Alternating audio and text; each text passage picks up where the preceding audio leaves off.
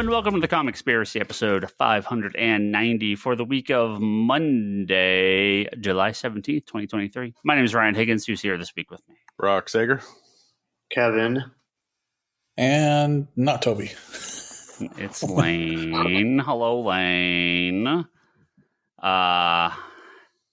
If Toby joins in the next minute, I will restart this podcast from the beginning. If he joins after that, I will manually edit him in later, like I always have to. How's it going, everyone? So either you heard that or you didn't. Yeah. Happy Comic-Con week. Kevin, you are going. Yes. Lane, you are going. Yep. You leave tomorrow morning, right? Yep. So just that Lane's the long haul. He's there for like a solid week. Toby is going. Last I checked. Yes. So, I have like one news thing to cover, but this is our pre-Comic-Con episode, so we'll let me get the one news thing out of the way. They're bringing back Miss Marvel. She's a mutant now. Okay, now that that's out of the way, really, if anyone has more to say about this, feel free. Wait, wasn't she dead? Yeah. She's coming back to life. She's a mutant now. Yeah, Goldballs is bringing her back with Hickman's weird stuff at Krakoa. Wait, is that for real? Yeah. Did you not see this? No. Yeah. I know she's coming back. I'm talking about the gold ball thing. I mean, he's one of the people that brings the people back, unless something's changed in the last 10 months of X-Men books I haven't read. Yeah. They put out the memorial issue this week, and then on Friday Friday announced that she's coming back. Have they unclassified the solicitations yet? I believe that's what that is. I don't know. I haven't looked, but yeah, Miss Marvel, the New Mutant, will come out. She going to be on the New Mutants now? I don't know. She's got a new miniseries coming out, and it's her costume with an X on it, and it's being co-written by I just had her name. Who plays Miss Marvel in the show? Iman Vellani, right? So she's co-writing the book, which is cool. It does anything, but that's cool. So yeah, there we go. Miss Marvel's coming back to life, like we all said.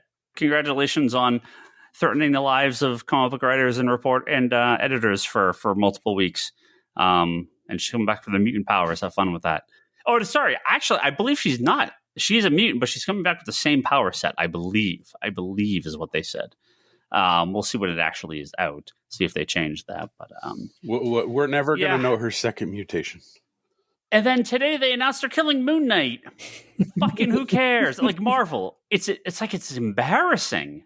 Like what? Like, I guess if you just keep doing this, and it keeps. I mean, there's only one, right? It's just Moon Knight. No, if you keep doing this, my dog is barking. What do you want? If they keep killing characters and people keep buying them, then they're going to keep doing it. I don't know what else to say. I guess, but yeah, okay. Are they killing him at the end of that new Moon Knight mini I had to order? No, it's at the end of his ongoing. So it's like, all right, cool, fine, all right, whatever. He'll be back in 6 months, like or less. If you're Miss Marvel, when the Egyptian gods finally realize that they shouldn't have done it, and they'll just resurrect him, like, yeah, okay. I just don't like it's just meaningless. It's just meaningless. It's like, all right, whatever. Like, fine, okay. At least they're killing him in his own book. Hopefully. Hopefully. I mean, I think he dies in the last issue of his own book, but I don't know. We'll find out. That book is not ending, right? Isn't that an ongoing? It's going to issue 30, which is twice as long as any Marvel book currently goes. So I'm sure that's the end. And then they'll relaunch with Resurrection of Moon Knight, #1, the following month. Gotta be #1. It's Marvel. Yeah, of course. Like, you know how this works. So, whatever. He was rejected for the Egyptian underworld again. Well, they're like, well, we're never going to use him again in the Marvel movies, so let's just kill him off. And never going to get a season 2, so just kill him off, kill off the show. So, but that is actually what a wonderful segue to a much larger conversation. So I mentioned in previous episodes that we are definitely taking a step back from the amount of like MCU, DC stuff. I mean, I still like talking about the movies and TV shows to a degree, but I don't, unless something crazy happens, like maybe Superman Legacy or FF. Like I don't have like 3 hours in me to talk about these things anymore. I just don't. Like the TV shows, the movies. Like I just don't have. I've not. Who's watched Secret Invasion? Who's watched what episode? You current? Yep. Okay. You're the only one, right, Lane? I don't think you've watched any of it. Because Kevin was paying to watch multiple things, so it's part of his. I have to use it while I got it. Here's what I'll say. We don't have to get, since I'm the only one who's watched it. I don't know how many episodes there are. I think there have been 5 aired or 4 aired. Sounds all right. Whatever. I don't know why I'm watching it. I was looking forward to something kind of the flavor of the Winter Soldier, and it's actually the flavor of Agents of S.H.I.E.L.D. Oh boy. It's like a better version of Agents of S.H.I.E.L.D. Oh, that's not good. Emphasis, it is better. Okay. It's better. Okay. But there hasn't been a moment, an episode ending where I've gone, I'm really glad I watched that. It's just like images flickering. I'm like somebody in a mental hospital, just with like a TV on the wall, or somebody at the end of a bar late at night and just something's playing on the television. I don't know why I'm watching it. I mean, I'll get to it, but I can't recommend it, but it's also not terrible. It's exactly what everything else has been lately, with the exception of Guardians. Yeah, just wake me up when it's time for FF and Blade, if it ever is time. Oh, Blade, good luck. FF, I don't even know, right? So this is the talk of Comic-Con, and this is the talk of the entire industry, right? We're now entering now the second week of the we're May, June, July, so 3 months into the Hollywood writer strike. Last week the Actors Guild went on strike too, so now Hollywood is all but shut down. This is for residuals for streaming, AI rights, all these things. I don't know if you guys saw the one of the big things was that they're able to for background actors and people that just non-speaking roles. One of their things in recent contracts was to the ability to like scan facial features and then just use them with no payment to the people in the background for other projects. Mm-hmm. So pay them for a day, you're an extra, scan them, send them on their way. Yeah, if you're an extra for one day, they'll never need to use you in a background again. So things like that. We're now, how it is like it's like 225,000 members of SAG, right? Is that the number? Something crazy like that. So it's a ton of people. So writers. For the Screen Actors Guild for the Screen Actors Guild, I think is like it's a little it's higher than that, because you have to remember there's a lot of people that belong that are bit actors and one line and extras and all that stuff. Well, that's not. I mean, they don't. It's screen acting. Says most recent 171,000 people. Yeah, I thought it was closer to like 200,000, but So this is a not insignificant amount of people that are now striking in Hollywood. So we've talked endlessly about what I feel is the death of streaming, that the numbers just don't work. Obviously HBO and Disney and everyone but Netflix is basically hemorrhaging money. Paramount, all these companies just can't. Streaming just doesn't work. It just doesn't bring in the revenue. We've seen significantly lower box offices recently than people expected, because it's on streaming immediately for basically free. So why even bother, right? Even like Mission Impossible this week did respectable numbers in the past, but when movies are making $1 billion, that's making 100 something, 150, 160 million is not, worldwide is not not money, right? Flash tanked, Ant-Man tanked, Shazam is one of the worst box offices ever for a superhero movie. I can't imagine numbers on any of these streaming platforms are any good, so they're just losing money hand over fist. No one's paying for it. No one's paying for advertisements. No one's paying to see stuff in the theater unless you're Super Mario or Avatar, right? That's it. So that's where we are, and so the companies don't have the money. Nobody's paying. They have the money to pay the CEOs, but and C-suite executives, but that's it. And there's the actors are getting nothing. The writers are getting less than nothing, and so the comic movies are not bringing in what they were. The shows aren't doing what they were doing. So the bigger picture here is that it's going to affect everything going forward. I think that the superhero thing is done. I think 2023 killed it. We'll get into some specifics, but specifically for this podcast, it's also now greatly affecting Comic-Con because I think just in general, the interest is way down. But now with the strike, it's the panels are all canceled. Hall H is closed on Sunday. I don't know if they've closed it any other day. Toby, I believe, joined us. That seems like that's Toby in the chat. So any panel promoting a current project cannot happen because it's against the rules of the strike. So I think there's certain independent projects that can go forward and promotion on certain independent projects, but like Barbie and Oppenheimer and that stuff that they didn't in Haunted Mansion they had a red carpet, but it was a whole Disney characters walking down the red carpet. The Oppenheimer cast walked out of the English premiere, right? The premiere in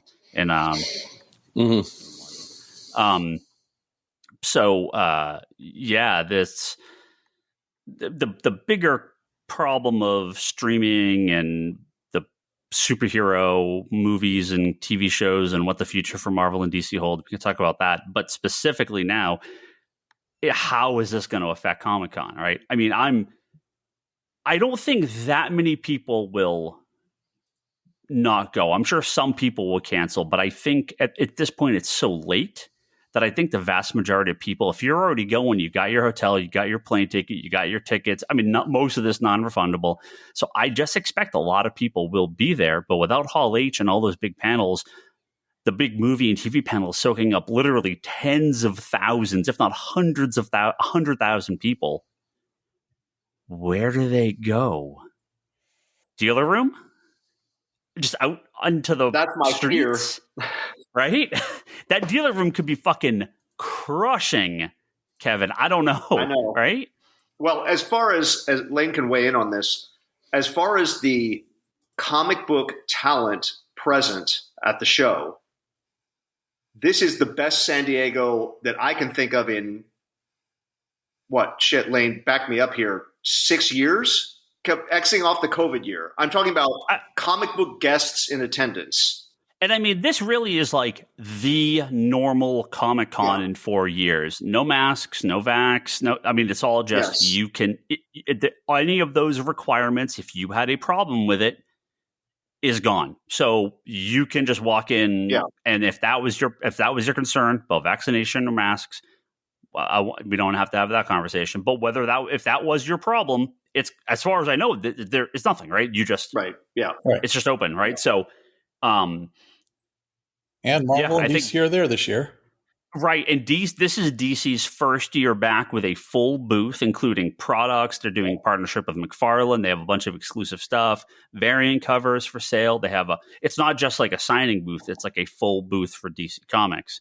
Marvel's been there. Marvel had a smaller booth, but they still had their booth last year with the merch, which was packed, open and closed. Yeah. So, but Marvel and DC are back, which is funny because other companies, I think we talked about Skybound being outside. Right? Did we talk about that on here? Where Skybound is not part of the Image booth, which I find that interesting. And some of the smaller companies have definitely had problems. I do want to come back to the bigger parts of the Hollywood strike because I think it directly relates to a lot of these smaller press companies having issues. But I do want to hear, like, yeah, Kevin, Toby, if you have not said a word that we can hear, so hopefully your mic is on and working fine. Lane, what is your concern for the dealer room for the rest of the con? What do you think is going to happen? What's your expectations? Like, I want to, because you guys are going to be there. I'm out this year, so it's maybe a good year to not go, but it may be a really good year to go. I don't know. Like, what do you think? What do you think is going to happen? I'd love to hear you guys' thoughts. I think the dealer room's going to be a little more crowded for sure because more people will be in there without Hall H. But I don't know that like it'll directly affect like myself and Kevin as much.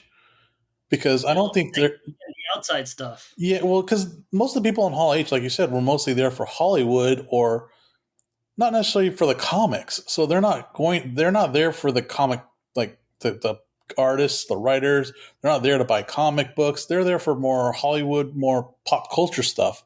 So I would say they might be over toward the Funko section or like the anime side of the hall or just the general area by the main, like maybe my Marvel and DC booth. But like the artists, I don't think are really going to get that affected.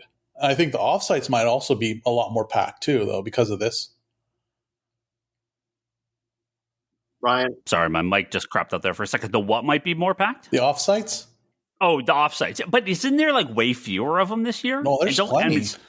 Is there? But wouldn't they have to cancel a lot of those too? Oh, I guess the actors it's just advertisement. It's not. Yeah. So that would be where the studios would double down because you could do any like interactive offsite totally free of any union matters other than the Teamsters. But I mean, like as far as striking unions. Yep. I'll tell you one of my concerns, but it's a concern for me, but Lane will be excited, I predict. So my workload at the con is way lighter this year because of all those things being canceled. I think I have like 3 commitments in the entire weekend. Good news is be much calmer. Bad news is that means more of me in the dealer room, which means more opportunity to spend money. Bad side. Well, and this is less work for the outlets that go to Comic-Con for their news, things like IGN that obviously covers a lot of different subjects, Entertainment Weekly, Hollywood Reporter, things like that. So it's bad for those people too because they're not going to have work, right? So, it's a strange time. I mean, going back to what con used to be, but are the people there? Is that what they want? I just don't expect the random. Torpedo's not going to sell 50,000 extra slabs because people can't get to a Marvel panel. I just don't think that the random vendor is going to see significantly more sales, but there could just be, it might actually be worse because if so many people are there just kind of wandering around to Funko, to the game booths and stuff, it may be actually worse for the people that just have the regular comic booths. I don't know. It's going to be a very weird con. Part of me is actually sad I'm not going because I would like to see how this translates. But part of me is also thinking it might be a nightmare and maybe it's actually good I'm not going to be there. What happens with the Comic-Con like cancellations? Like people are like, well, they're not going to be there. The things I was going to do, right? Like if you're an actor, you could cancel if you have a ticket. SOL. That's not on them. The rain or shine. The Comic-Con can guarantee you could show up there and there could be one guy in the middle of the dealer room with a 1/4 book, and that is San Diego Comic-Con, and you're not getting a refund on your ticket. There is no obligation for anyone to be at a Comic-Con as a vendor or a dealer or an actor or whatever. I mean, I'm sure they have specific things, but you're not getting a refund. So you're not getting a refund on that hotel. You're not getting a refund on that plane ticket. So you could get the plane ticket possibly. you bitch and moan enough about it. I'm sure you could get some flight credit or something. And there are still some Hollywood celebrities going to be there because they could still be there. They just can't promote Hollywood projects. They can promote themselves. Right. So if there were people that had like an artist alley table or they're there for like here's a spotlight on Bruce Campbell or whatever, like just him. Yeah. it has no current project attached to it that he's promoting, that's okay. But that's not most of what that stuff is at Comic-Con. It's mostly the Hall H and the ballroom panels, and that's, here's the Star Trek panel. It is funny, right? Because Pokemon's going to have a big panel there, and that's the first time they're ever having one there. So they're outside voice. Are the voice actors going to be there? I'm not sure because it's voice actors are still any of the. They're still connected. Yeah, but a lot of them are allowed to be there because I've seen reports that so a lot of them are still showing up. Yeah, the animation stuff and voice acting, I think, is different because I know the Pokemon panel is still happening, and that's a big deal because this is their first one ever. So yeah, I think they can't go to the panel and talk about Pokemon, but they could be there. For example, they can sign photos or sign products like that related to the characters they voiced, but they just can't be there like advertising anything. Okay, then I wonder how that panel is going to work. I mean, whatever. They could just have people talking about everything. Yeah, I think, from what I understand, the panels are going to basically just be informational panels hosted by moderators, and then like all the actors and stuff that were supposed to be there are just going to be straight signings, like their own little private signing kind of thing. Okay, yeah. And then that's why I'm saying like the stuff like under the sails could still happen because it's usually just people sitting at booths doing signing headshots and stuff. So they can still do that. And right. I'm guessing a lot of the Hall H will move toward that maybe. Yeah, because I know a lot of the San Diego's going heroes and villains. Yeah, a lot of the raffle. Well, there's already some of that, but not a lot. The raffles and stuff at Comic-Con to get autographs by actors and stuff.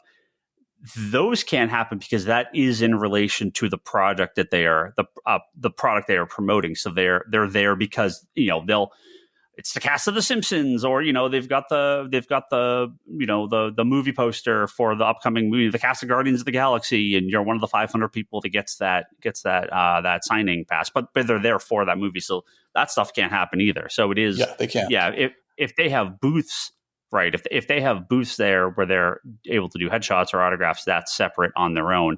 But yeah, none of the official stuff will happen. So yeah, I don't know. Toby, what are you thinking? Does this affect you much? Did you go in for any of that stuff and get shut out? Are you scared for your toy booth's going to be crazy packed? No, Change your plans? I mean, Lane and Kevin remember the days where it was shoulder to shoulder people. I don't want that to come back. Like when you walk the floor and it's literally shoulder to shoulder people. So I'm hoping that won't happen. But I have a feeling that most of those people are actually going to be at the offsites. So I think the offsites are going to be completely effed. That's my prediction. But yeah, it's going to be a really odd con. Look, last year it was already like, it's 8-hour wait for the Lord of the Rings thing. Oh, you had to be there 3 a.m. for the Severance thing. Like, how can it get worse? How many hours for Severance? No, did I say you have to be there like 3 a.m. to get in line or something? Oh, yeah, Severance was pretty nuts.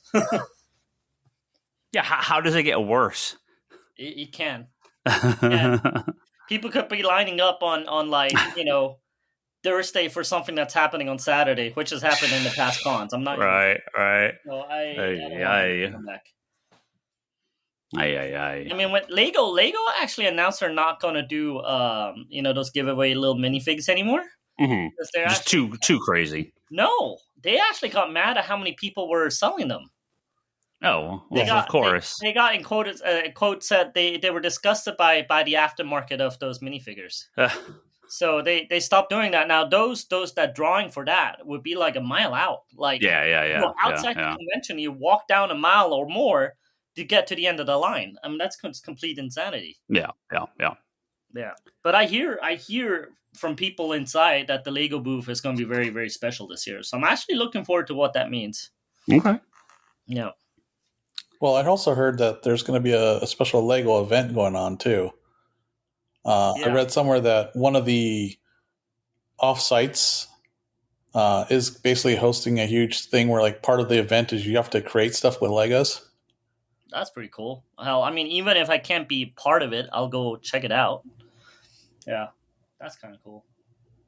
I mean, maybe I don't know. Maybe that falls into the thing too. But maybe the Lego Master stuff is doing something with the TV show. But I don't know if that falls into the union strike thing. Now, things like that. any sort of reality show, though those people aren't part of the same. The companies can do whatever they want. It's just that the actors can't do it. Yeah, but people on reality shows aren't. It's not the same thing. Kevin, maybe game shows, something in competitions that the hosts. I feel like that's not covered. That's a the host is in movies, or I'm not sure. But the hosting of a thing is not an acting job. AFTRA has separate contracts. Yeah. So SAG-AFTRA is technically the same union, but they're like sub-unions inside of that. Okay.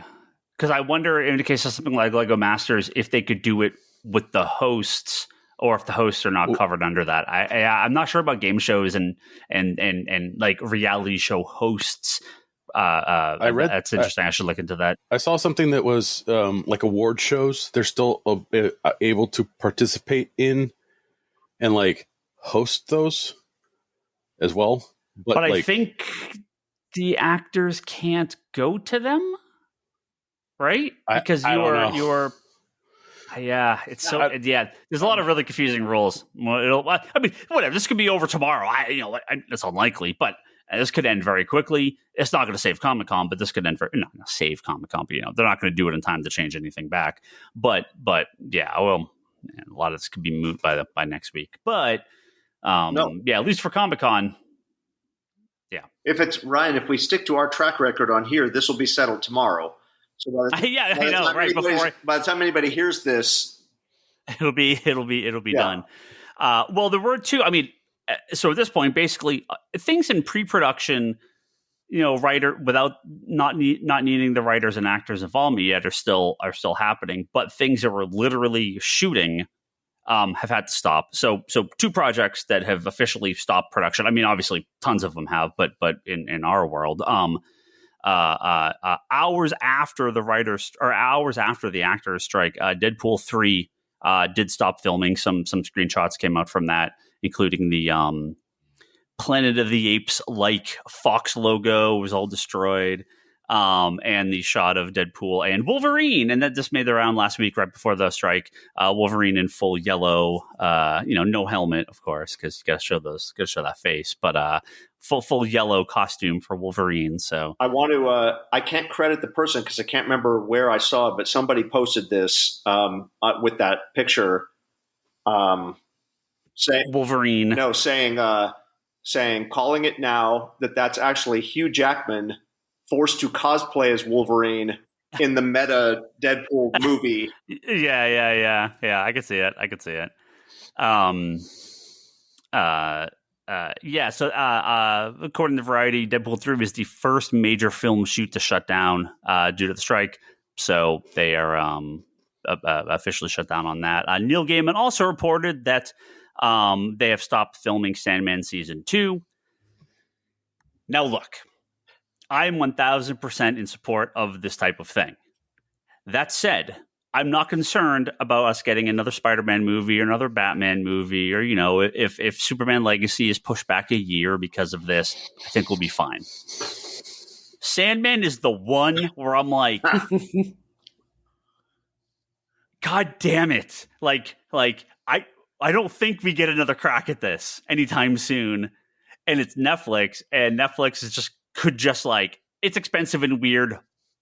Done. Sorry, not coming back. We're out. Sorry.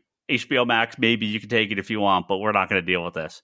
So of all of them, Sandman, no.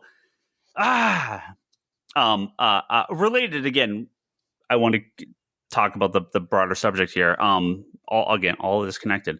Bob Iger, CEO of Disney, did report that Marvel and Star Wars content will be cut back. To what degree, we're not sure, but he did comment on, the number of projects have made projects feel less significant and less like an event. So they are going to continue to trim back, which we've had the movies now delayed.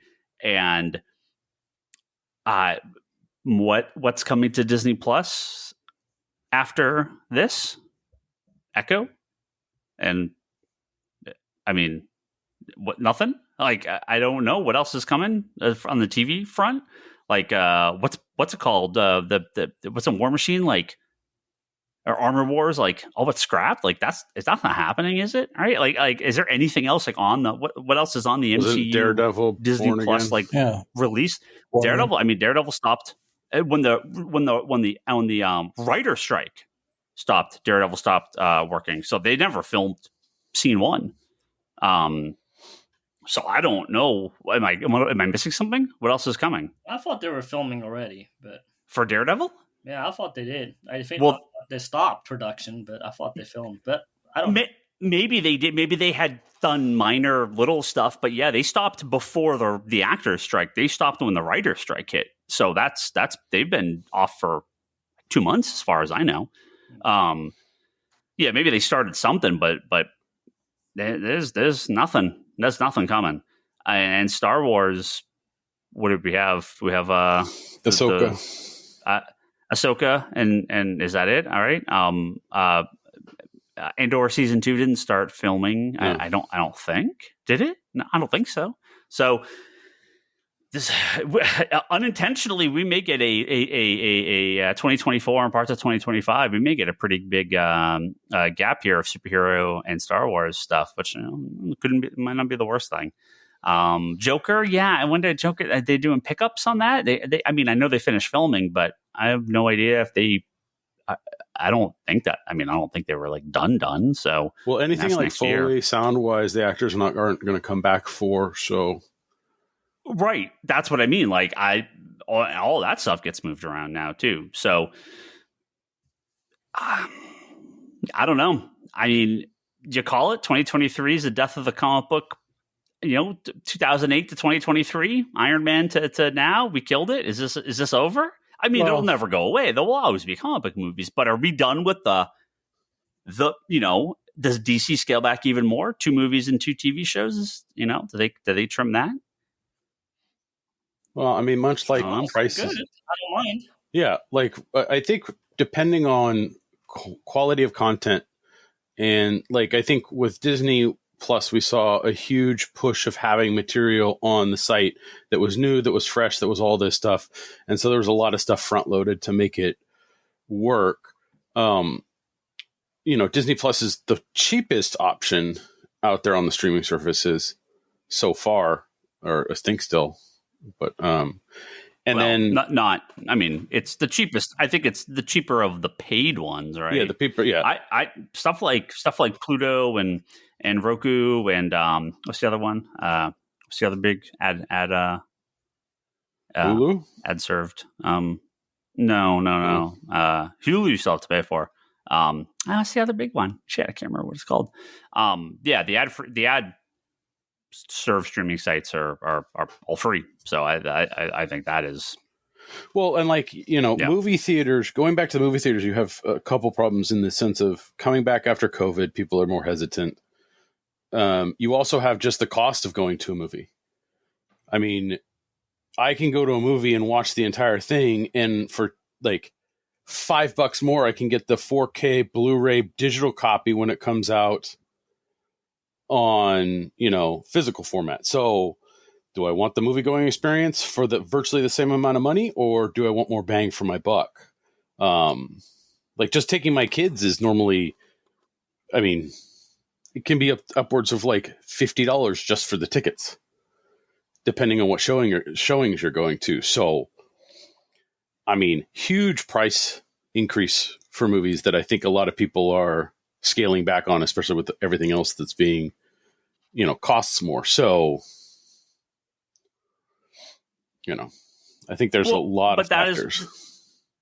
This has been my point all through the last couple months. The last month, as we've been talking about the comics that broke me stuff, or comics broke me stuff, as we're talking about the streaming. It's units or dollars, right? This is what it always comes down to. If you're not getting enough people, if you're not getting enough asses and seats, you've got to raise the prices because the money has to come from somewhere. So the movie tickets prices keep going up. They keep throwing stuff on the wall, literally like the little fucking side views and D-Box and all that shit to get more money. The streaming services are popular, but not popular enough and not expensive enough to pay for all the content. They don't, you could take every penny from every CEO and executive on earth. I don't care. But you got to split that up against hundreds of thousands of employees at Disney, and that money doesn't add up to a lot, right? Per person, per employee. So when you have 100, 200 million, 300 million subscribers to Disney Plus, that's great. Are they paying $50 or $100 a month for the service? No, right? Can Netflix get 2 billion people to subscribe? Now you're talking, because it's units, right? Or you're paying $50. You got to have one or the two. You can't have, the streaming services are like dropping customers, and the prices are all going up, but not to the point where they're profitable. They're all hemorrhaging money. Everyone's hemorrhaging money. The only reason Netflix isn't is because they don't pay anyone shit. And they license all their movies and all their TV shows. It's all foreign. I mean, I have no problem with that. That's fine. There's great stuff on there. But everything on Netflix is a foreign show or licensed from somewhere else. They're not making those projects. So, I don't know what the answer is. If someone could do the math differently and better than me to figure it all out, I'm happy to hear it. But I don't know how this works, right? Because the amount of people involved at a company like Disney or HBO or Showtime or, Warner or Netflix, there just isn't enough money for it. So, well, I mean, yeah, you want to go more indie projects. Disney as a company made $29 billion profit. Yeah, but a lot of that's it's a lot of that's stock shit. Like, you get money in the bank, man. Give me dollars give me physical dollars in the bank. Like, that's what I mean. Like, a lot of yes, are they making? That's what I mean. Sure, are they making money hand over fist? Yeah, of course. But a lot of that stuff goes back to stock, back to the payments to the shareholders, and that's what I mean. Like, that's not money sitting in the bank for them to pay out people. It's not like Disney's sitting on a fucking Scrooge McDuck bank of physical money to give out to people. It's all stock manipulation bullshit. It's all evaluation. Like, Elon Musk, richest guy on earth. I mean, he doesn't have, how much money does he have in his bank account? Show me the physical dollars that he's sitting on, not his value. I don't care about his value. How much money does he physically have? No. This is gross profit. It's not value of the company. It's gross profit. Oh, gross profit is not gross profit or net profit. Gross profit for Disney ending in March 31st of 2023 was $28.739 billion, an 11% increase over year to year. And what is their take home? Gross is the amount of money they brought in. Net is the amount of money they have after expenses. Gross profit's meaningless because they could have $29 billion in gross profits, but $30 billion in expenses, and so they've lost $1 billion that year. Gross profit means nothing. That's what I want. What is their net income? What is Disney's net income for 2020? And I guarantee you it's nothing, because they're not going to pay any fucking taxes, because all the money goes out to shareholders and stockholders, and it goes to all these other things. I'm not saying they can't afford to pay people more. Don't get me wrong. Of course they can. But to make this stuff profitable, if streaming stuff was profitable, the numbers would be out there. They don't sell enough to Amazon. What did they say? They spent like $1 billion on Lord of the Rings. There's no way you can't make any money when your project costs $1 billion. Indiana Jones is $300 million. $3.19 are they lying? Are they using that money to go elsewhere? Look, fine, whatever. I don't know, and I don't care. But you can't.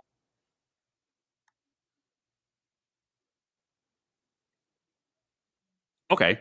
So that was their net after all expenses. Yeah, so $3.19 billion was net. You guys are breaking up for me because my internet's acting wonky.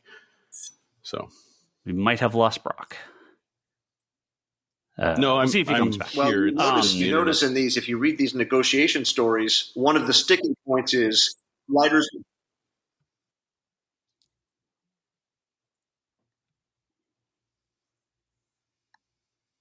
Yeah, I don't know if Brock's in and out. I just put you. Can you hear us? I can hear you guys. Okay, I'm gonna mute you, Brock.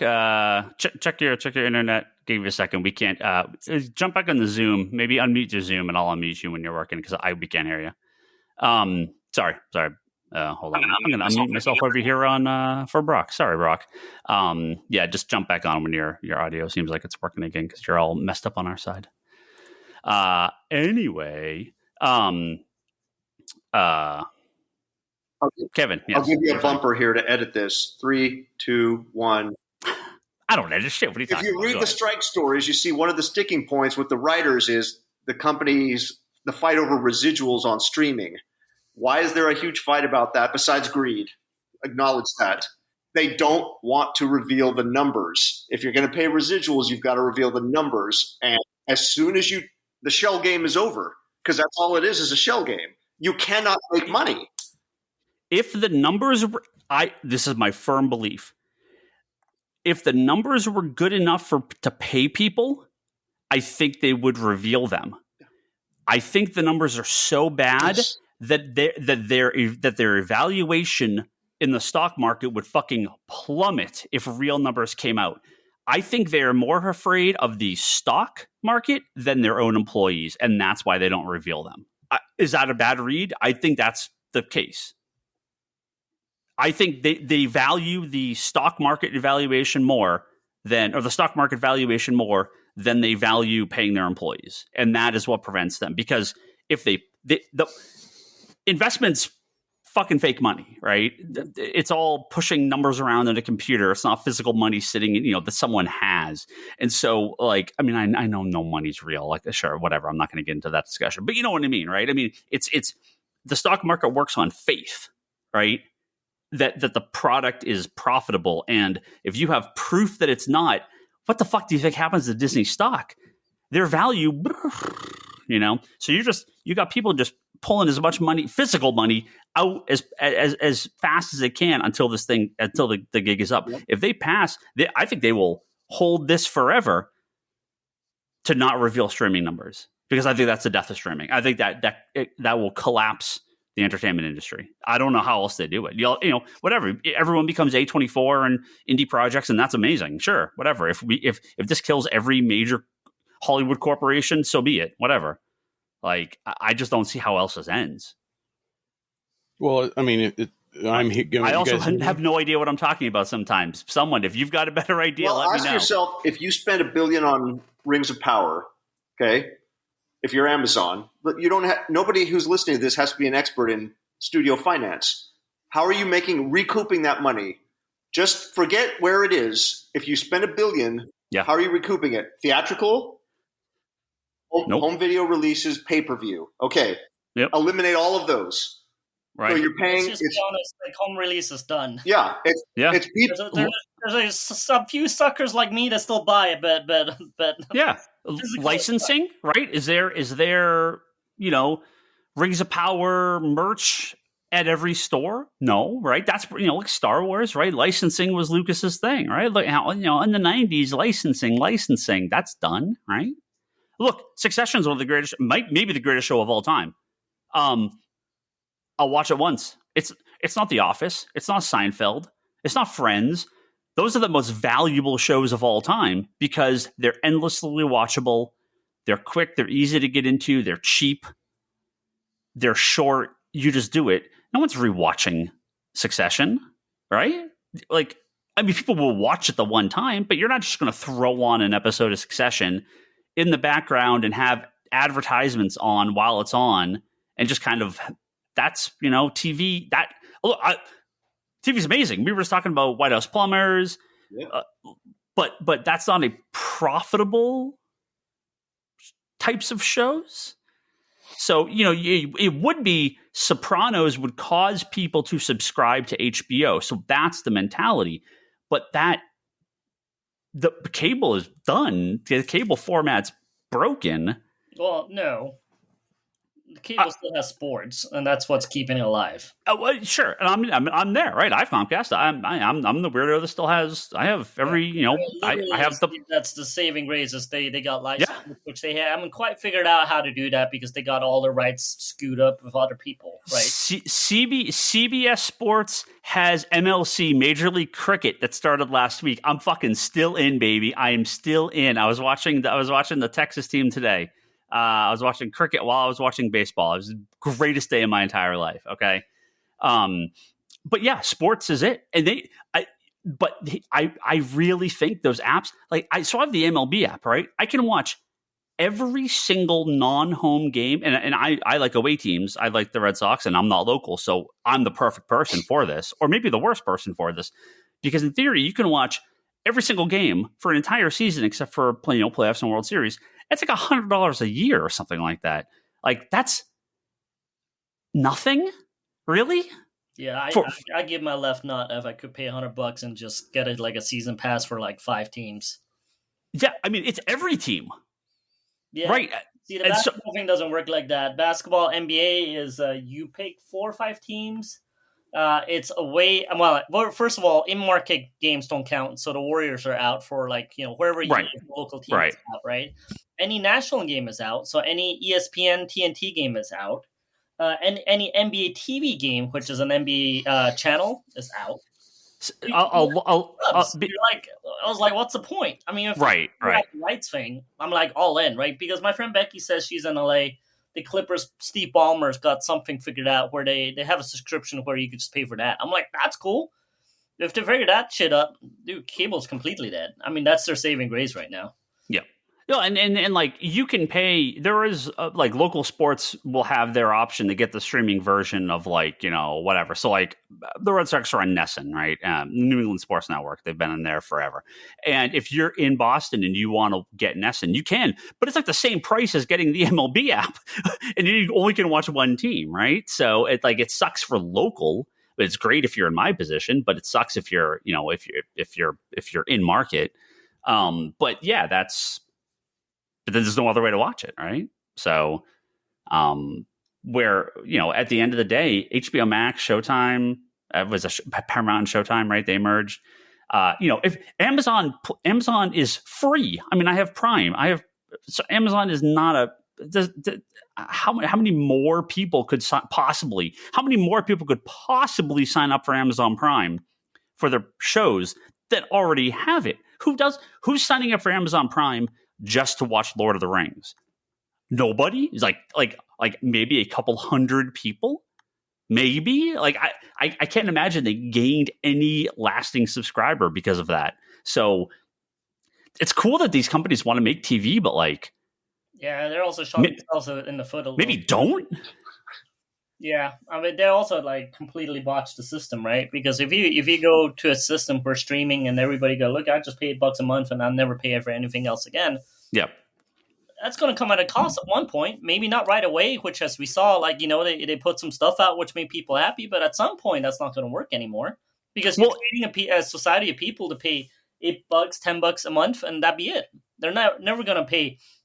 People are starting like Brock, no offense to Brock because he has family, and that's any family member who are going to theater. It just doesn't make any sense anymore, especially if the stuff comes out a month later on the streaming stuff. You pay the same amount and you get the whole family to watch it. I mean, that only makes financial sense for any family, right? So, and especially, it's not like we've got a 14-inch black and white TV at our house and you can go see this in Cine Surround, and see, fucking the greatest thing you've ever seen in your entire life. This is cool. My 75-inch TV I got at Walmart on sale on Black Friday. That's 4K. It's literally the same thing as sitting in a movie theater, right? Like nearly the same thing as sitting in the movie theater. And I can watch this for basically free. That's why you sit in the back row. If you're close enough, I've been sitting in the back row, so yeah, of course it's going to look the fucking same when he's sitting. I know Toby has his Barca Lounger set up 3 inches from the television, and he just leans back, and it's full. I know he's got the blackout curtains. It's about 5 feet away from the right? But also, don't forget, companies like Amazon subsidize it through other means. They have the ability to subsidize it through tons of advertisements and other services. So they're not just a one and done. They don't have to rely on just getting people to their streaming service. They can make up the money in so many other ways. But you can't. I mean, but there needs to be, even at something like that, there has to be a profit path. And I don't see it for a lot of these. Let's be honest here. I mean, most of us are mad collectors in movies. And some of you guys and some of us have moved to digital. Some still buy physical. But let's be honest here. For any normal person, how many of them do you see actually still buying physical? Unless zero, right? Now, how many apps do they subscribe? Maybe 1, 2, maybe 3 if they're watch a whole bunch of stuff. But you got people like Charlie who do a couple months here, which I actually adopted too. Like I'm on Peacock right now. I do a month here, I do a month there, and I just shut it off. But at that point, where's the money coming from? Because you're not going to get any more subscribers. You're not. Right? I mean, I hate to say it, like I was supporting Netflix for 3 shows, and I'm even at this point going, I haven't turned this fucker on in like 6 months. I'm thinking about cutting it off. Why pay for them? Well, I talked about cricket earlier, but there's an actual link to the story. Disney Plus lost something like 4 or 5 million viewers in India because they lost the rights to their cricket streaming service there. It was part of Disney Plus. So I looked it up here. It's part of Hotstar, which is one of the foreign kind of link ups that Disney has in foreign markets. They because the cricket league left Hotstar and left Disney Plus and went to a different streaming service. They lost 4.6 million viewers per quarter, or in that quarter, the last quarter. End of end of 2022, beginning of 2023. So like, yeah, they're not gaining. Things like that. And there you go, Toby. Right? They're sports, right? The sports was the one thing keeping people attached to that. Mm-hmm. And sports are expensive. I'm sorry. It's super expensive. It's still cheaper than going to a fucking game locally here in the Bay Area, at least. No, I mean, running a sports team league is expensive, but yeah. I would think making Lord of the Rings and multiple Star Wars shows and multiple Marvel shows is probably more expensive. Like, what's upkeep at a stadium? Like, I'm sure it's a shitload of money, but I don't know, man. What was Secret Invasion $220 million to make? Yeah, there's no way. 5 independent movies of that money. Yeah. There's just no fucking way. See, that's the budget. That's the budgetary problems of the studio, though. They shouldn't have given that much money to begin with. Yeah. What this last Insidious cost? $15 million, right? I think that was the Insidious, the horror movie that beat out Indiana Jones on its second week. Right? I don't know, yeah. But it costs nothing. Far lower budget anyway. Yeah, usually. And they make it work. Yeah. So you make stuff cheaper. The product's physically cheaper. You have to charge the consumer more, and you have to get units up. And so you go back to movies, or everything's free and advertisements, right? Because I looked this up, and again, I pulled it from a few different sources. There doesn't seem to be any consensus here. But there was an article from 2016 from one of these investor groups that was talking about how the average American was worth between about 40 cents and $1 per, I think it was per hour. Was it per hour? I think it was per hour in advertising revenue. That if when you watch, this is 2016, so this is a little while ago, but the number was accurate to the time. That depending on the market, depending on what you're watching, the money that goes in for advertising was about 40 cents to $1. Netflix was 19 cents an hour. That's how much money Netflix made off you per 1 hour of viewing, was 19 cents. So it cut at the lowest, it cut revenue in half. And you're expected to make endless. They're not paying, 24 hours of content a day.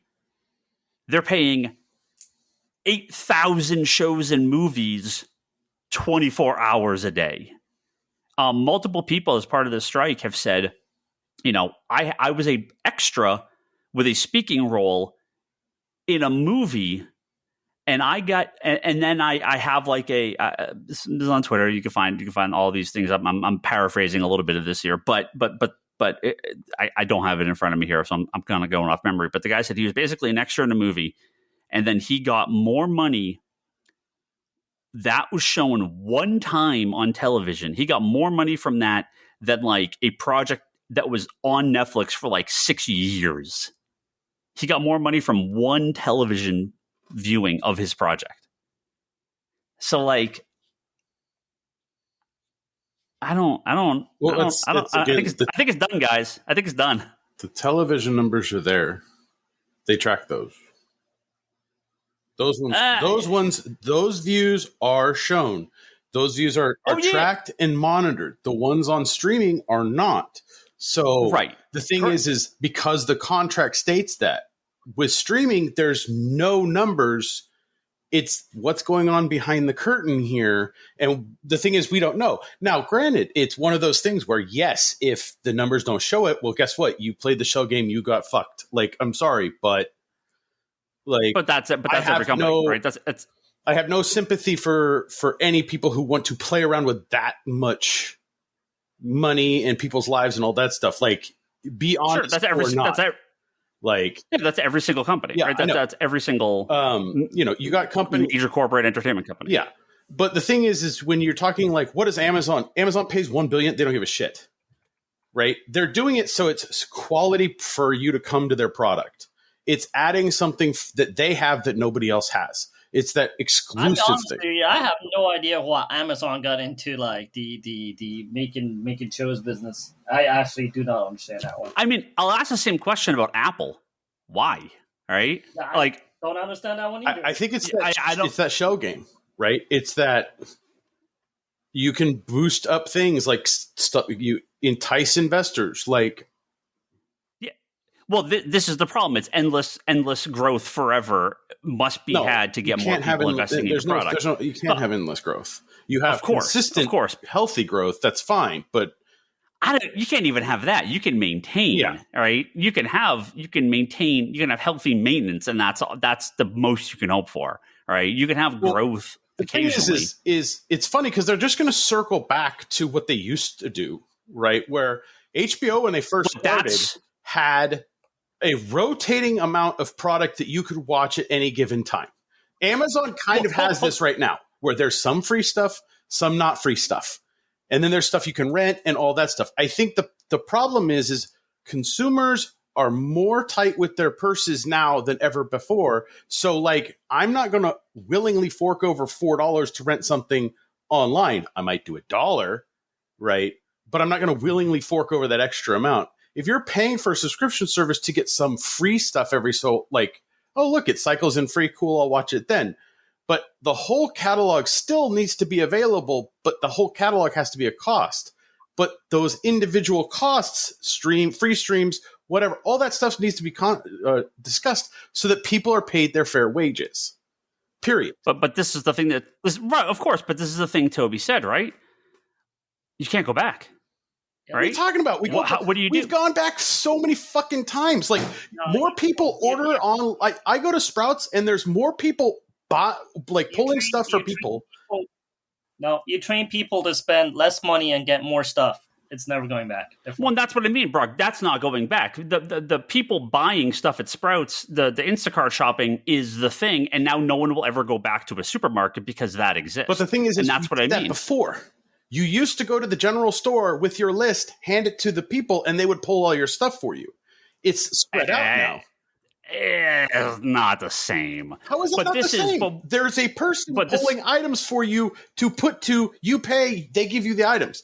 That's what Instacart is. You can't sit in the toilet and do that. No, but this is a change. It's evolved, but that premise is still there. What's that got to do with entertainment industry? I don't know.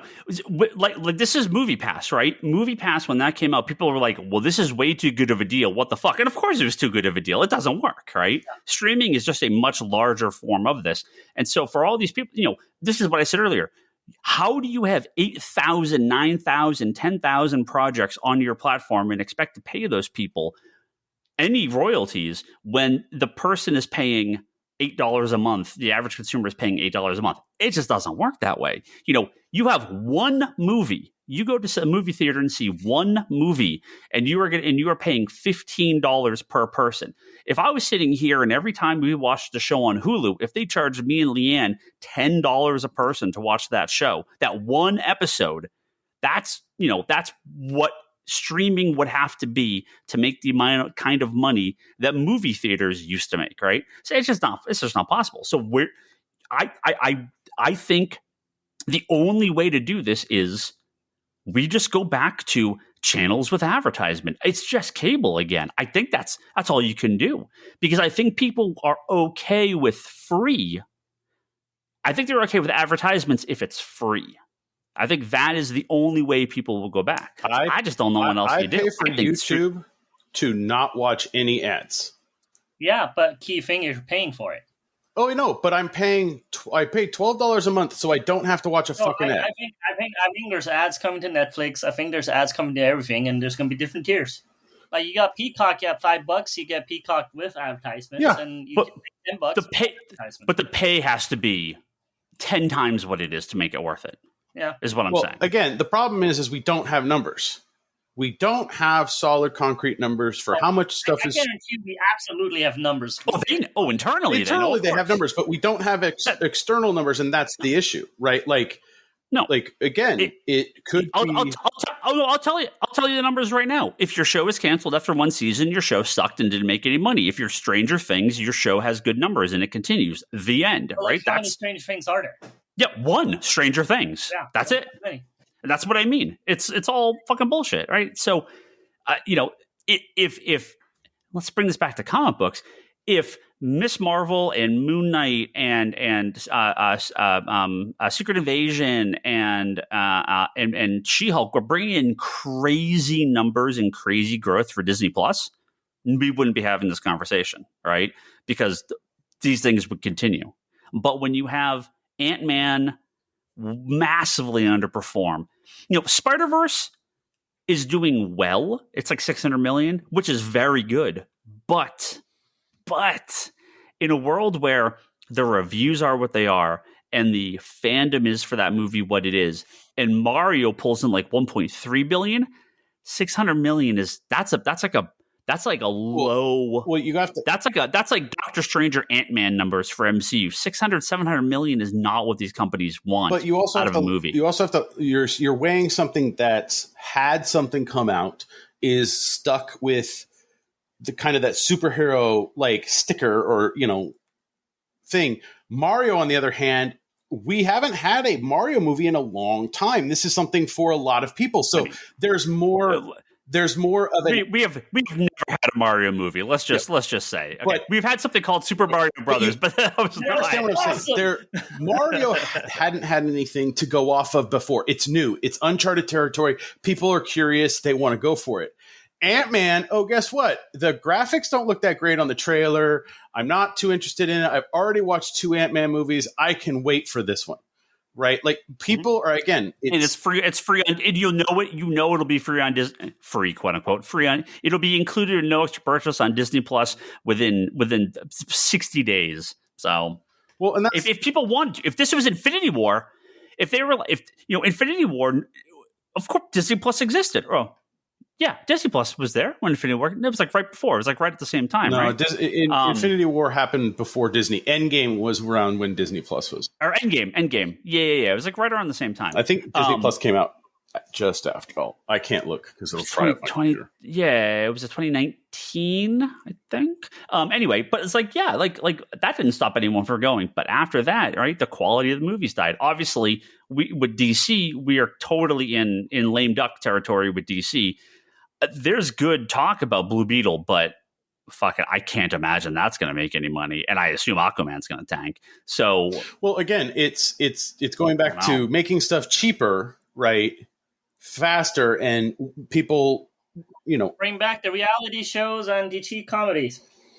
Oh, that's what's coming because actors can't do anything, right? Oh, we're going to get a million reality. All 2024 is going to be is reality shows. There's 40 of them being filmed right now. Are you kidding me? But again, I think that people are, again, like I'm even burnt out with just TV in general. I think the last thing I watched was The Witcher with my roommate just because it was something that we finally watched to, like I hadn't been watching Andor, I didn't watch Willow and they already pulled that shit. Like... what did I talk about? What did I talk to Kevin about before we recorded this episode? White House Plumbers. Me and Leanne started watching Atlanta. Well, Leanne's already seen it, but now I'm watching it. It's not It's not Mandalorian. How many people do you know have talked? Who was the last person to talk to you about Mandalorian season 3? I have no idea. My roommate, when he was telling me it's good. Has anyone talked to you about Mandalorian season 3? Nobody's like in the shop. No, nobody talks anything really anymore. Just they go, "Did you go see the movie? Yes. What'd you think? Nah." Like it's the same discussion here. It's because there's nothing new. There's nothing in this. I'm not saying you can't like it. I've liked some of the stuff, but I'm just saying it's not special anymore. It's not important. It's not cool. It's not neat. It's just the thing that's on, so nobody cares. But White House Plumbers, fucking fantastic, right? We're 3 episodes into Atlanta, and I'm like, oh, yeah, this is really cool. This is really not the show I expected. This is very bizarre. It's like it's something cool. It's something different, you know? Like, yeah, look, I'm gonna keep watching the superhero stuff, but it's just not special anymore, right? We get something like. And again, let me come back a little bit to our actual conversation here, right? Something like Superman Legacy. Okay, that is a big. That is an attempt to do something very different. Let's see if it actually pans out. I think Gunn's the right guy because look at Guardians. Guardians 3 had the critic, had the box office, had the reviews. I think it's something like I think it's about to end its box office run at 60 days, which is like. Movies just aren't in theaters that long anymore, which just sounds stupid. 60 days used to be like the standard, failure, you know, and now it's the longest. I was so surprised because I would wait a little bit just so the crowd dies down a little bit on Black Adam. I watched it one weekend and then the next weekend Charlie was like, I'm just watching it on what's it called? On Amazon Because I'm like, it was like literally the weekend after. I'm like, you did what now? And he goes, yeah, I just watched it at home. I'm like, holy shit. Yeah, I like. I think Flash is on streaming now. I think it just came out in digital. Yeah, Barbie is going to do fucking crazy numbers. I'm watching Oppenheimer is going to. I'm watching Barbie at 10 o'clock in the morning on Friday with my daughter. You're doing it? Well, yeah. I mean, my daughter has. That's the thing. Yeah, Barbie caught my daughter's attention 2 years ago when there was an announcement. Women exist. Right? It's crazy. It's crazy. Women exist. Yeah, they're out there. Like, it's almost like they're 51% of the population. She saw a picture on my Twitter and was like, "What's that, Dad?" I'm like, "Well, they're making a Barbie movie." And she's like, "You're going with me to see that?" I was like, "Okay." So like, I already pre-ordered tickets to Barbie because my daughter's been like, "I want to go to that." She saw the Little Mermaid trailer. She's like, "Dad, I want to see that, but I'll wait for it to come on Disney Plus." Right? Like, this is the generation that's coming behind us. So, like, she's just like, "I'll wait." Yeah. Oh well, and a lot of kids will, right? They're like, that's the thing. Like Edge of Spider-Verse, my kids went and watched it because they wanted to watch it, right? It's when it's something they really want or desire. That's the thing. Superhero movies, Well, you know, I'm never going to say it was better in the past because it wasn't. But let's think about this. Batman '89 comes out. People are lined up around the blocks because it's the only thing. Mm-hmm. It's the thing to do. There's 3 channels. There's, 20 comic books, 15 comic books out a week, 8, 5 by DC, 10 by Marvel, and a couple independent books, right? There's must see TV, right? You have the 3 or 4 cable channel, 4 when we got, a little bit older, but, 3 when, if your parents had 3, your parents or grandparents had 3, we had 4. Now there's 8 million, right? So we talked about this for all us Fox kids, right? Yeah, so there's just it's what's the balance? Well, there is so much that nothing can be successful like it was. Things like Avatar is kind of a weird thing. Things like what the fuck was it? Even Fast and Furious. It's not doing what it was, right? Those numbers are down. I tell you why. No good. Those movies are horrible. Finally broke Toby. No, straight up, dude. But, you let the heart and soul go, which is the director. Sorry, things are not the same anymore. Yeah, that's Top Gun, right? I mean, that's like an experience. Mm-hmm. So you get a little bit of that. Barbie and Oppenheimer feel like a moment in time, a fun little moment in time that those 2 movies are kind of playing off each other unintentionally. I'm just expecting people to literally pay to go see Oppenheimer. There's an explosion at the end of Pink, and then you're in the Barbie movie. Like they already got the double feature. I mean, AMC's already got the double feature book. That the report was like day one they sold like 20,000 tickets. So well, it's because again, Nolan's coming out with his new movie. Nolan has a track record. Like Tenet was a little weird for some people, but like his track record is what brings people into the theaters, right? It's just what is the I think it's the quality. Is where's the quality? What's the the quantity is. We've talked about this with comic books. How many books can DC or Marvel publish a month before things start to get shaky, right? Like, I mean, I remember when in the teens where it was Marvel, why are you putting out so many books? Like you had like almost double digit numbers that were just sub only, right? No, and it always goes back and forth like this. So we talked about this prior. For every one of these independent comic companies out there that was like, our path is to get our shows licensed and optioned as movies. It's over. You're done. Image, Boom, Dark Horse, Aftershock, Scout, Vault, over. It's done. Sorry, guys. You just got to put out good comic books now. I'm not saying some of them aren't, but you just got to put out good comic books now. Stop it. You're not getting your shit licensed. It's over. It's done. Just don't even bother. If it happens down the road because you've made an awesome comic, cool. But that can't be the reason you exist anymore. So I expect most of the... there was are we calling that the Mark Millar? Dude. If nothing else, I give Mark Millar all the credit in the world for ripping Netflix off so wonderfully, costing them millions and millions and millions of dollars, all going to amazing artists. This is the most I'll ever praise Mark Millar. Netflix is paying his artists millions of dollars for shit that'll never get made. It's wonderful. The enemy of my enemy is my enemy. So I think there's just, that money's gone. So if you're not putting out good comic books, you're not going to be around. Sketched. David Harper runs a comic, a long form comic news website called Sketched. Very good. Just subscribe to it for all the articles he puts up. But every 6 months, maybe once a year, every other article, I get interviewed by him for kind of the state of the industry, just for sales and kind of what the market's looking like and everything. And Bruno over Big Bang on this most recent article had a line that was like, if 70% of the comic book companies went out of business today, 90% of our customers would not notice. Mm-hmm. And I think that's totally true, right?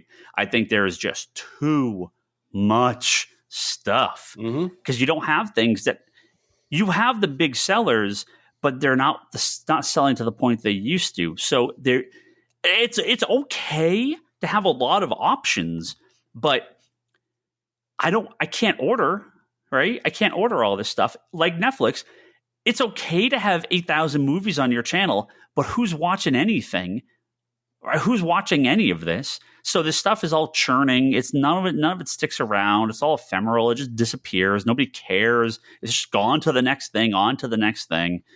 So you can't go back. It's not like DC's gonna cut down to 18 books a month. They're just not going to. Netflix is there's not going to be 2 movies in the theater at a time. It just isn't going to happen. So we go back to what I said prior. You either charge a lot more, you somehow move a shitload more units, you just hire significantly fewer people so you can pay them more. It's just none of it adds up. So, and Comic-Con, I don't know. I don't know what you do at Comic-Con. Are we done? I mean, is Marvel come back? Does DC come back? I expect DC would be there next year to promote 2025, but maybe they don't.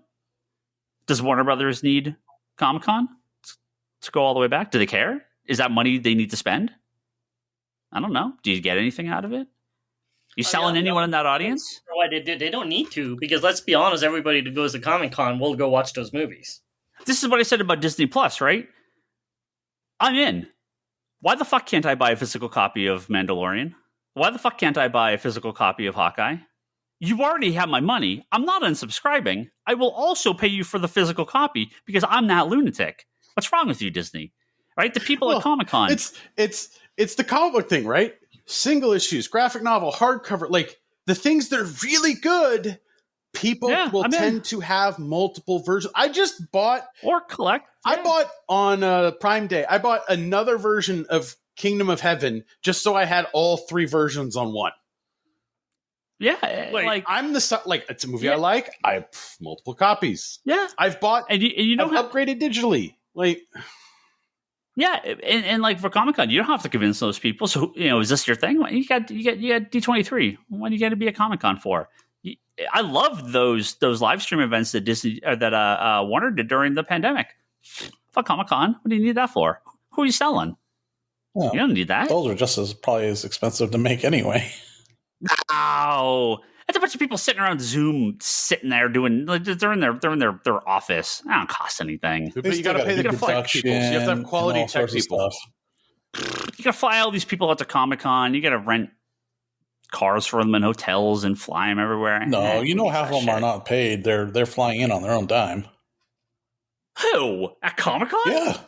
The people at Hall H are not getting flown or not paying their own way. No, but I'm talking like DC.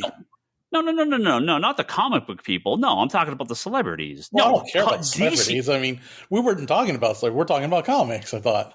No. DC and Marvel Comics should be at Comic-Con, absolutely, because they're not, those are selling people on their products. I'm talking about Disney and Warner do not need to be at Comic-Con. Well, so no, the thing is the PR people need to be there. There needs to be the hype, right? I think the hype the hype isn't there. Again, who are you selling? But who are you selling it to? The 6,000 people in the room are all fucking there day one. They've already bought their tickets. But you're not selling those people. That's the thing is there's a there's a PR hype thing that you kind of have to feed into. And if you're not feeding into it, then people are going to lose interest. Right? Like, I don't think... Right. Get the fuck out of here. If there's a new Suicide Squad movie coming out tomorrow, are you going to watch it? Me? Look. Yeah. Perfect example, Toby. The new Studio Ghibli movie, right? Miyazaki's last movie. The Boy and the Heron is what they're calling it here. I don't even need to see a fucking trailer. Did you see? Well, it's just the title, isn't it? From what I hear. No. There was no trailer. There was no interviews. There was no production. There was no screenshots. There was nothing. They didn't know who the actors were in the movie. Zero. Miyazaki came out and said, "I am not promoting. We are not putting one penny into promotion. This movie comes out Friday. I mean, this past Friday in Japan." Yeah, he doesn't need to. You don't need to. Fucking who cares? Okay, look, not every movie's that, right? Look, I get it. Warner Brothers has to promote their movies. Disney has to promote their movies. I'm not saying that. Yeah. But Comic-Con, let's go back to what we were talking about. Who were you selling there? Oh, I don't know. Maybe I'm on the fence for Superman Legacy. Bitch, you're at Comic-Con. You're not on the fence. You're going to see this movie. If you're waiting overnight in Hall H for the panel, you're going to see this movie already. So do they need this? Well, they would need it for the people not going to Hall H. Yeah. So why are you there? Why are you at Hall H? So when I went to WonderCon... Look, it's goodwill. Look, let's just be honest here. Everybody does get more excited about it, but do they actually need to spend the money? No. Let's just be honest here. Yeah, that's what I mean. It's fun. It's cool. It's good publicity. It's good for the community, yada, yada, yada.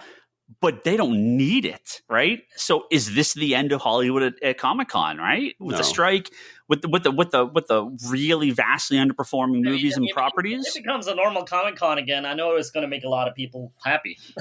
Well, I don't know. I mean, if you think about it, though, still, for example, you're talking the elite studios. What about all the mid-tier, your independent studios? Comic-Con's perfect for them. Oh, exactly. Those need to convince people 100%. That's what I mean. Disney doesn't need to be there. Lucas doesn't need to be there. DC doesn't need to be there. Netflix doesn't need to be there. You don't need to convince anyone. Right, but I'm saying that you still need Hollywood there, though, because they want to produce. They need to be there to promote their stuff. Hollywood's going to draw the numbers. You can't just isolate certain groups. They do serve a purpose. There are kind of the anchors, right? They are the things that the big news, people are going to write about, and so having the big pillars there does matter. So, and then you got all the middle people doing their thing too. So I get it, but do they actually need to do it? No. They don't have to, but also don't forget that they also have to promote other things too. For example, if Warner Brothers is there, they might also not only are they hyping up maybe Suicide Squad, maybe they're trying to also secretly hype up a TV show that they're getting ready to do that's not comic related at all. See, they have to. There's all these other cross promotions. Like I said, like that's why I say streaming is not going to die, because there's all sorts of other fountains and other means of creating money and other ways to put out stuff. You just have to find it and get good at what it is. Yeah.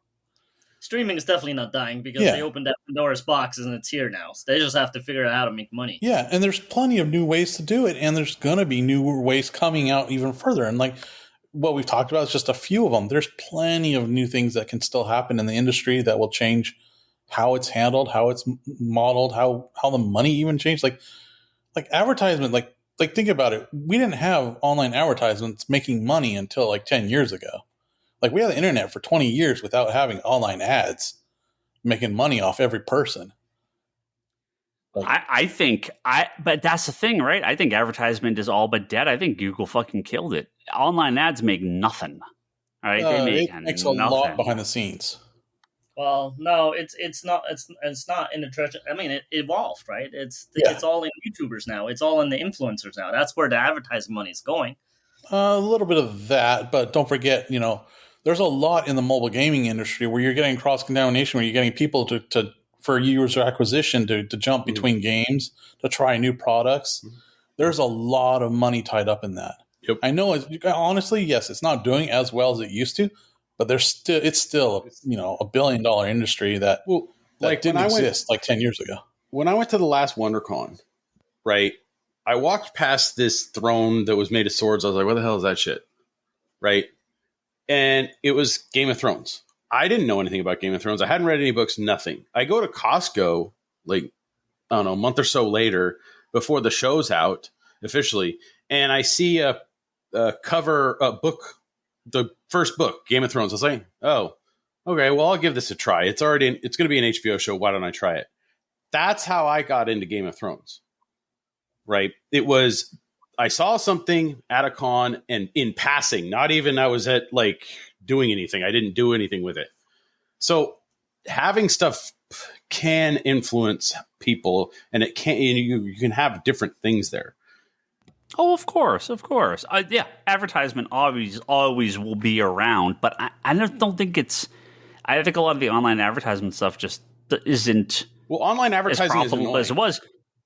And this is my thing with Netflix and HBO and all these guys moving to advertisement, right? Like, did the system break? And so it's the valuation of advertisement is dead. So if no one's paying for the product and ads don't make you the revenue, again, where does the money come from? I don't know. I don't know. I don't know where it comes from. What's the model? No one's paying for it. No one's getting paid. That's your model? Doesn't seem very good. People are getting paid. There is money moving around all over the place.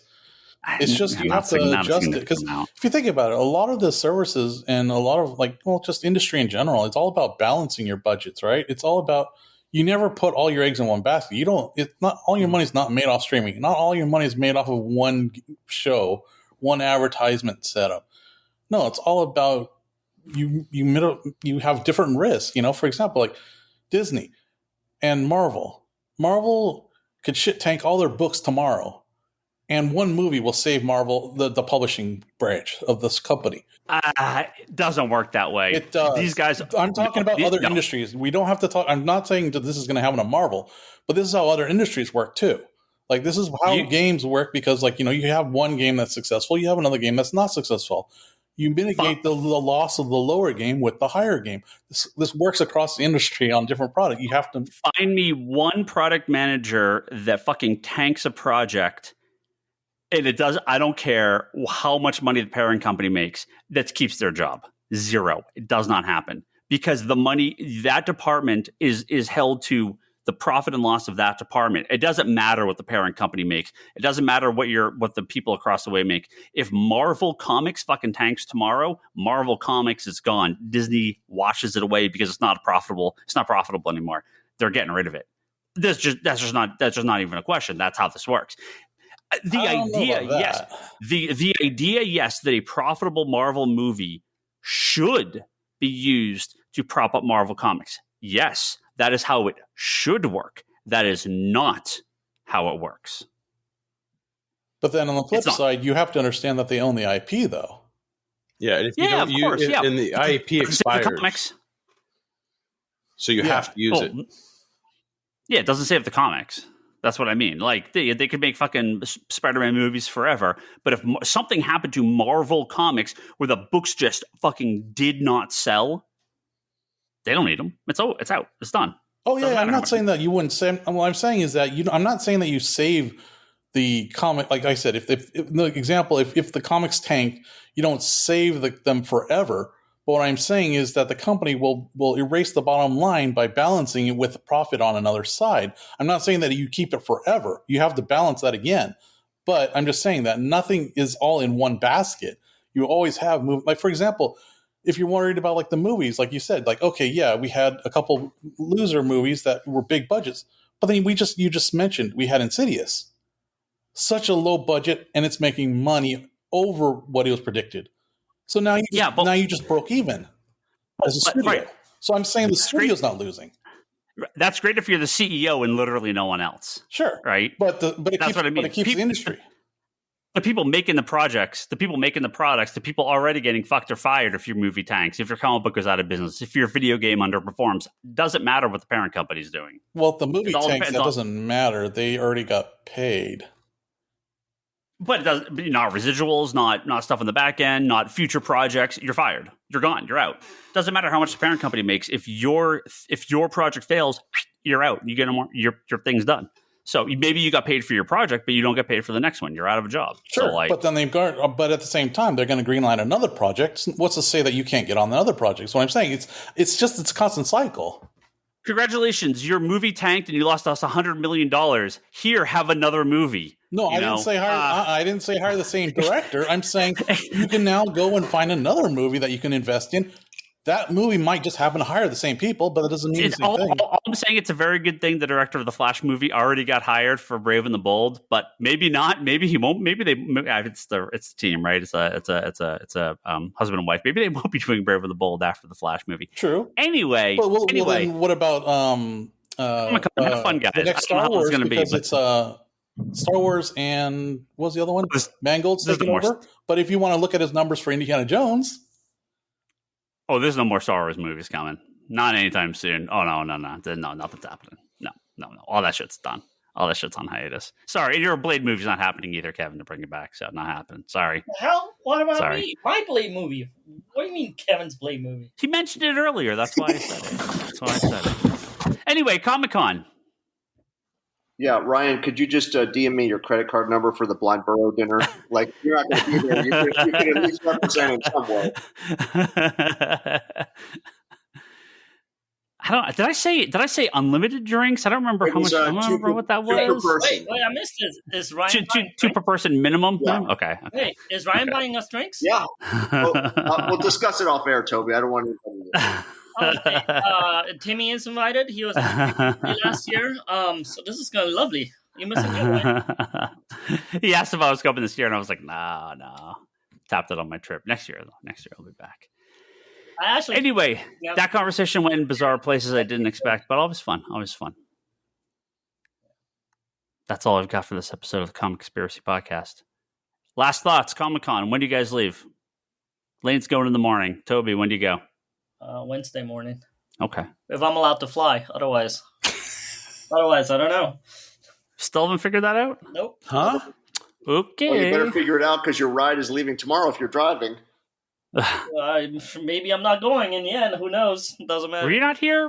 Toby got in a car accident? Yeah. No. Let me rephrase that. Toby was hit by a car? Oh, he did not get in the car accident. Toby was hit by a car? No, I remember the discussion from our last episode where the question was he going to drive with Lane or fly? Yeah. I don't think Brock was here for that. No, I was not. I was taking my kids to visit family for 4th of July. So. Yeah. So.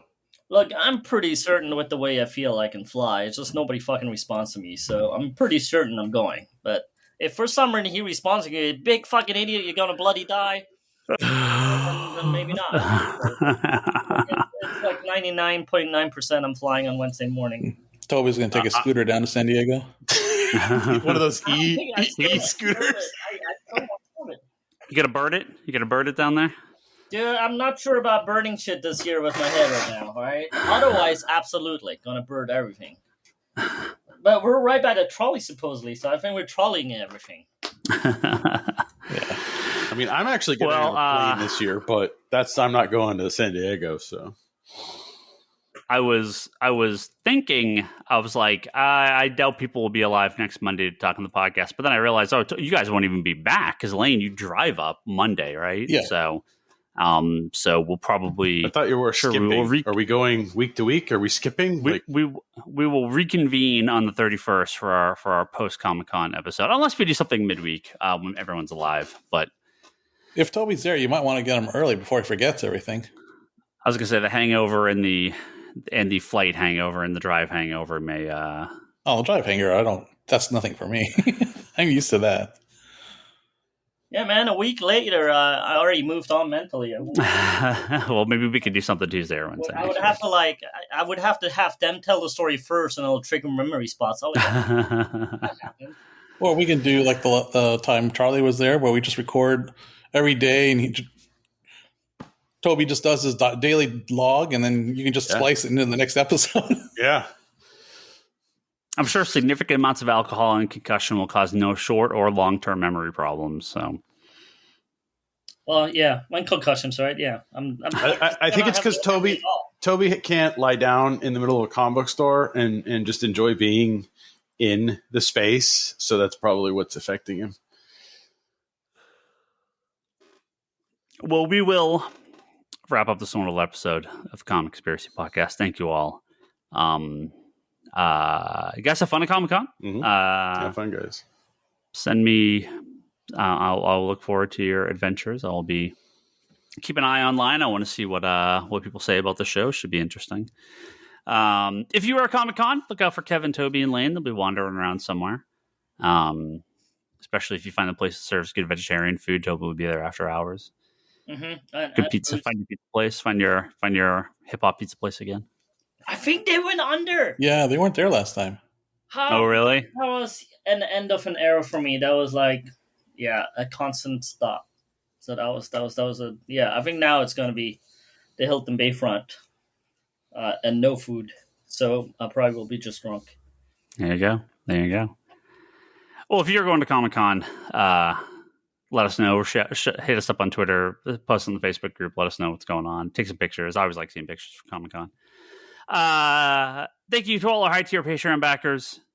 The Lowdown with Luke and Derek on Spotify and YouTube. Joe Duff, Kelsey May, Craig Anderson at the Executive Evolution Podcast, Jimmy Rivera at the Social Forum Podcast, and Talon Bray. Thank you all very much for your continued support.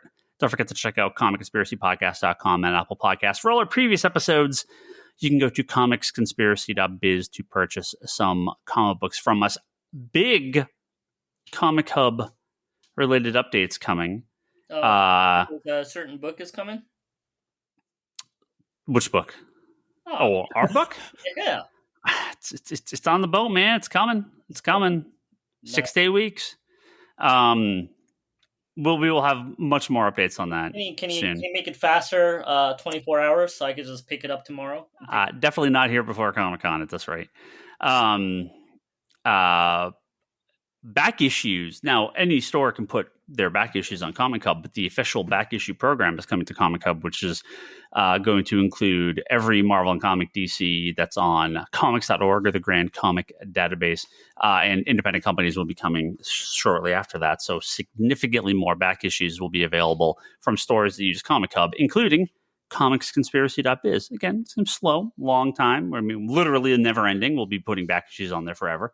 But older product as well as newer products. So make sure you check that out. And what I think is one of the most significant updates to Comic Hub is coming soon.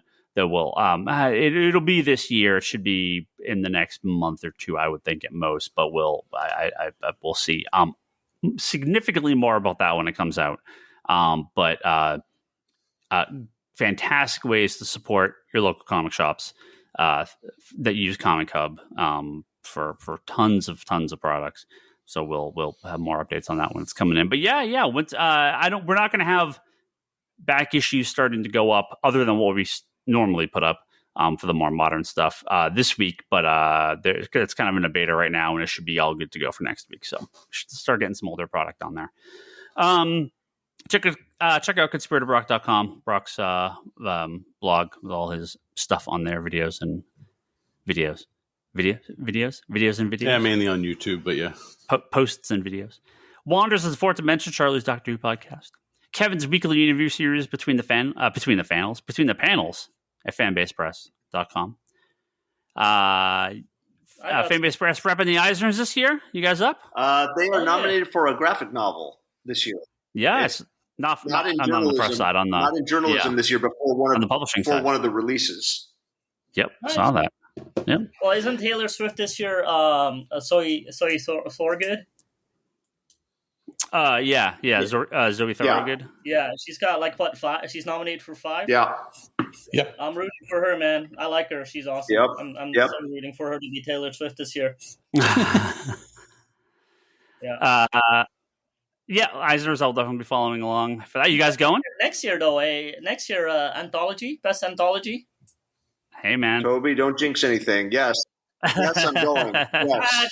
You calling it now? I just fucked it up right now. Yeah, thanks. Yeah. LeanneHill.com. LeanneHill.com is where you can find my wife Leanne's website and all her artwork on there, which is at etsy.com/shop/LeanneHillArt. Halloween is approaching. The Haunted Mansion movie is coming out soon. Leanne's best-selling artwork is all her Haunted Mansion prints. Great time to go on etsy.com/shop/LeanneHillArt to get that before the spooky season approaching soon. Halloween is much closer than you think. Target already has that shit out. I know. That's what I mean. It's approaching soon. Time to start. Halloween. I got a thing. If you are me, every day is Halloween. But go ahead. Go ahead, Toby. If you're into the independent film and music videos, my music videos in the Los Angeles Independent Film Festival starting tomorrow. It's going to be on filmnet.io. I have no idea how this will work. They have barely talked to me. I just know they took it, and I'm accepted. Somehow, at some point tomorrow, this thing is going to start online. No idea how it's going to work, but it's going to be there. Cool. Yeah. First I'm hearing about this. This is the same one that was at the. First I'm hearing about it today. So what? Okay. Too. And I was like freaking out, going, "Am I supposed to be down there tomorrow?" They go, "Oh no, it's virtual." I'm like, "Oh, okay." And then they go, "It's for 3 days," and I'm like, "Wait, tomorrow night, Wednesday night, Wednesday's going to be a problem. Thursday could potentially be a problem. So we'll see how this will work." Okay. Well, cool. But nevertheless, I'm still very thankful and honored to be selected. So that's amazing. Post a link when it goes up. Well, Toby, on Thursday we can stream it while we're drinking on Ryan's tab. Excellent. Excellent. It's all good. Excellent. I do hope I get to see Timmy again. That was a lot of fun. Maybe we get to do. I missed out last year on the art auction. I actually want to witness that this year. Gonna assume no. If you're on Twitter still, you can follow me at Ryan Higgins Ryan, Brock is Brock Sager, Toby's Toby XI, Charlie is Insanity and Chaos, Kevin is at Kevin Sharp, and the store is Comics Con Store. If you're on Blue Sky, I'm Ryan Higgins. Brock, you're just Brock Sager. Brock Sager. Is anybody using that though? Because Kevin is like everybody's talking about the other one. Yeah, that Kevin Sharp. Threads. We will not be talking about Threads. Fuck that. No. Nobody is using Threads. A bunch of people are being paid to post on Threads. But no, real people are a Blue Sky. Real people. No brands. Yeah, real people are a Blue Sky. All right. We'll see. Geekbox Podcast. We're on last week. I remember what the hell we were talking about. I don't remember anymore. I can't remember. And Manga Nation's a good friend talking about manga and anime. Go check those guys out too. That's it. Thank you all, everyone. Have fun at Comic-Con if you guys are going. Not you guys. I mean, the people listening. And if you're not going to Comic-Con, follow the news. Yeah, we can't have fun. Well, you always have fun at Comic-Con. And we'll be back soon to talk all about Comic-Con. See you then.